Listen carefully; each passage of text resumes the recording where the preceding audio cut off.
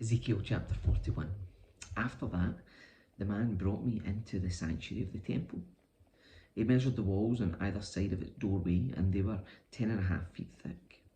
The doorway was 17.5 feet wide, and the walls on each side of it were 8.75 feet long. The sanctuary itself was 70 feet long and 35 feet wide. Then he went beyond the sanctuary, into the inner room. He measured the walls on either side of its entrance, and they were 3.5 feet thick. The entrance was 10.5 feet wide, and the walls on each side of the entrance were 12.25 feet long.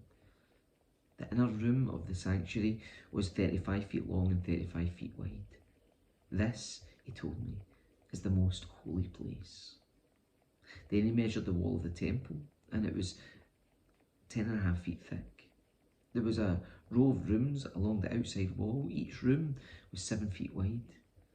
These side rooms were built in 3 levels, one above the other, with 30 rooms on each level. The supports for these side rooms rested on exterior ledges on the temple wall. They did not extend into the wall. Each level was wider than the one below it, corresponding to the narrowing of the temple wall as it rose higher. A stairway led up from the bottom level, through the middle level, to the top level. I saw that the temple was built on a terrace, which provided a foundation for the side rooms. This terrace was 10.5 feet high.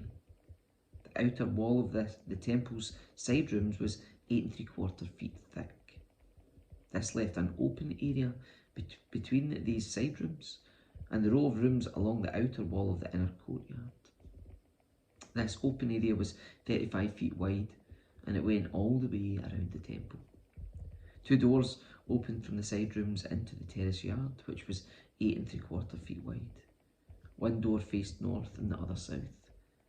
A large building stood on the west, facing the temple courtyard. It was 122.5 feet wide and 157.5 feet long, and its walls were 8.75 feet thick. Then the man measured the temple, and it was 175 feet long. The courtyard around the building, including its walls, was an additional 175 feet in length. The inner courtyard to the east of the temple was also 175 feet wide. The building to the west, including its 2 walls, was also 175 feet wide. The sanctuary, the inner room, and the entry room of the temple were all panelled with wood, as were the frames of the recessed windows. The inner walls of the temple were panelled with wood, and above and below the windows. The space above the door leading into the inner room and its walls inside and out were also panelled. All the walls were decorated with carvings of cherubim, each with 2 faces, and there was a carving of a palm tree between each of the cherubim. One face, that of a man, looked toward the palm tree on one side. The other face, that of a young lion, looked toward the palm tree on the other side. The figures were carved all along the inside of the temple, from the floor to the top of the walls, including the outer wall of the sanctuary. There were square columns at the entrance to the sanctuary, and the ones at the entrance of the most holy place were similar.